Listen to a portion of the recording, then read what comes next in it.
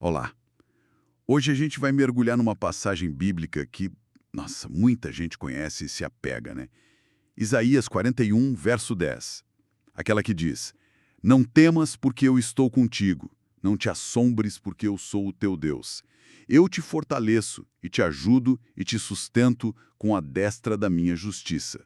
Palavras que realmente tocam fundo, especialmente naqueles momentos mais difíceis da vida. Com certeza, são palavras muito fortes, né? Mas para a gente realmente, assim, absorver o impacto delas, é essencial a gente dar um passo atrás, sabe? E olhar para o contexto original. Essas palavras não surgiram do nada, né? Elas foram ditas de forma bem direta para o povo de Israel. Exato. E no momento, olha, terrível da história deles, o exílio na Babilônia. Nossa, imagina só, o pessoal foi arrancado de casa à força.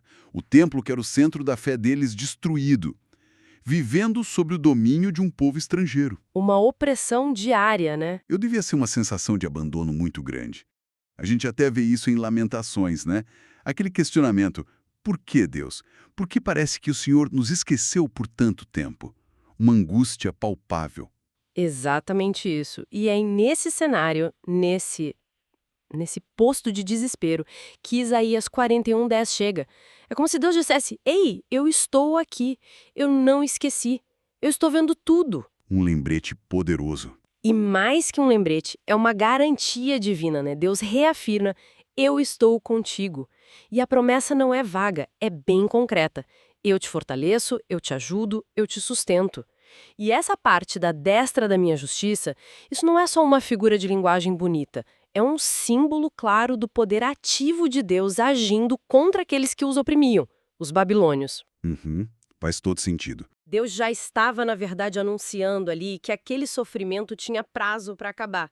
Ele já estava revelando que levantaria um libertador, que depois a gente sabe que foi Ciro, da Pérsia, né? Isaías mesmo menciona ele mais para frente.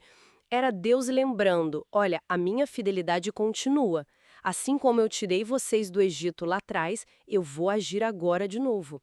Era uma âncora na história dele, sabe? Entender isso, que a promessa nasceu ali, para aquele povo, naquela situação específica do exílio, e isso dá uma força diferente para a passagem. Mostra um Deus que se envolve na história, né? Que não é distante. Mas aí vem a pergunta que não quer calar. Beleza, foi para Israel, lá na Babilônia, mas e para a gente, hoje? Como é que essa promessa tão antiga e específica se conecta com as nossas lutas que, sei lá, parecem tão diferentes?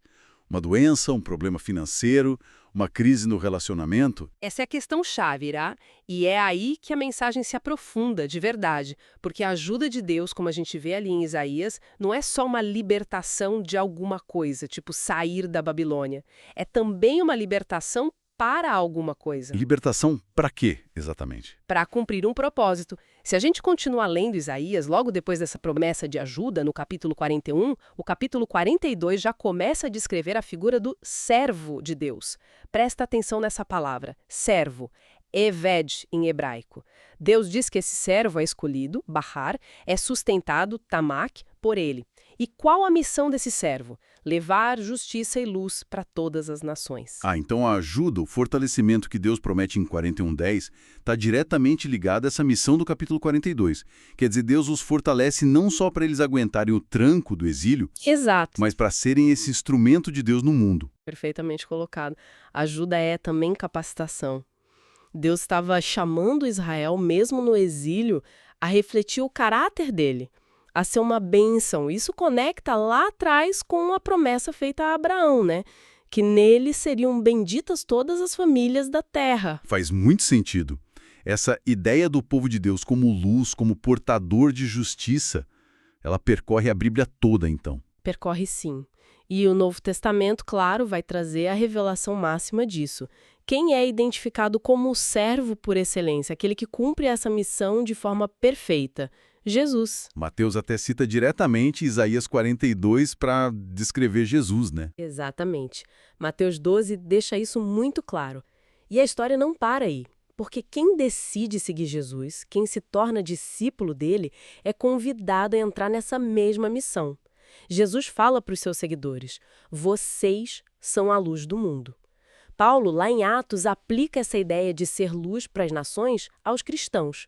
Ou seja, a missão continua através da igreja, através de cada um de nós que crê. Puxa, isso muda bastante a perspectiva sobre o que significa pedir e receber a ajuda de Deus baseado em Isaías 41:10, né? Muda, né? Não é só, tipo, ficar esperando passivamente que Deus resolva tudo pra mim, que me tire da dificuldade num passe de mágica. Não mesmo. Até porque o próprio Jesus avisou: no mundo vocês terão aflições. Os israelitas, mesmo com a promessa, ficarão décadas esperando no exílio.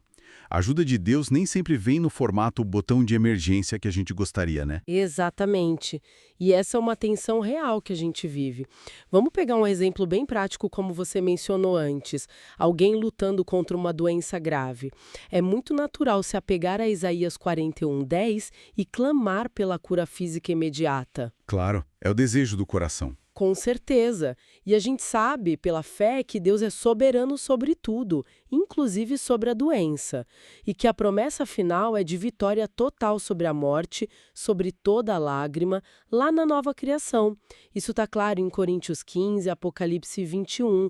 Mas, aqui e agora, nesta vida, a cura física ou a solução completa daquele problema específico pode não acontecer da forma ou no tempo que a gente deseja. E aí pode vir a crise, né? A pessoa pensa, ué, mas a promessa, Deus não me ajudou, é um lugar difícil de estar. Muito difícil.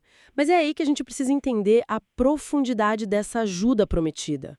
A ajuda que é garantida, que nunca falha, mesmo quando as circunstâncias externas não mudam como a gente queria, é a presença constante de Deus. É a presença dele pelo seu Espírito Santo, que Jesus chamou de ajudador, consolador, o Paracletos, lá em João 14. O Consolador. Isso. Ele não promete tirar a gente da tempestade sempre, mas ele promete nos dar paz na tempestade. Lembra de João 14:27? Deixo-vos a paz, a minha paz vos dou. Não é a paz que o mundo dá, é uma paz que transcende as circunstâncias. E mais do que só paz interior, essa ajuda do Espírito é um fortalecimento interno. Ele nos capacita, ele nos transforma, mesmo em meio à dor, para a gente continuar refletindo a luz e a justiça de Deus.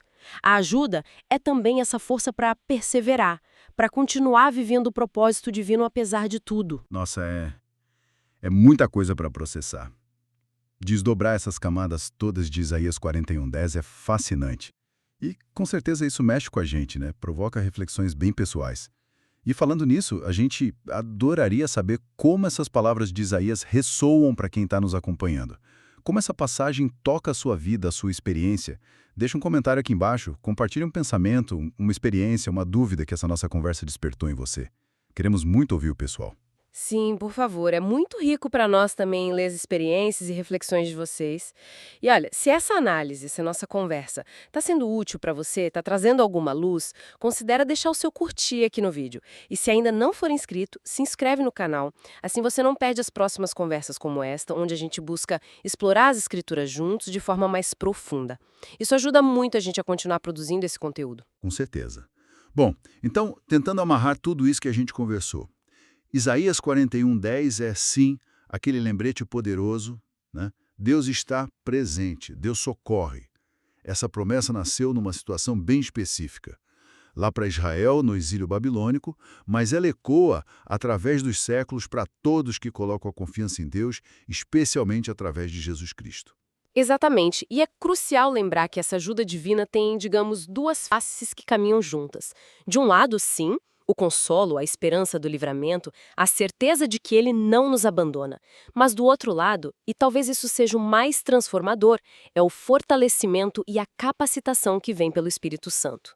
Ele nos ajuda não só a suportar, mas nos ajuda para vivermos o propósito para qual ele nos criou. Que é ser essa luz, refletir a justiça dele no mundo. Isso, aqui e agora. Mesmo quando as coisas estão difíceis, a ajuda de Deus nos transforma para sermos seus instrumentos, seus servos, no sentido mais nobre da palavra.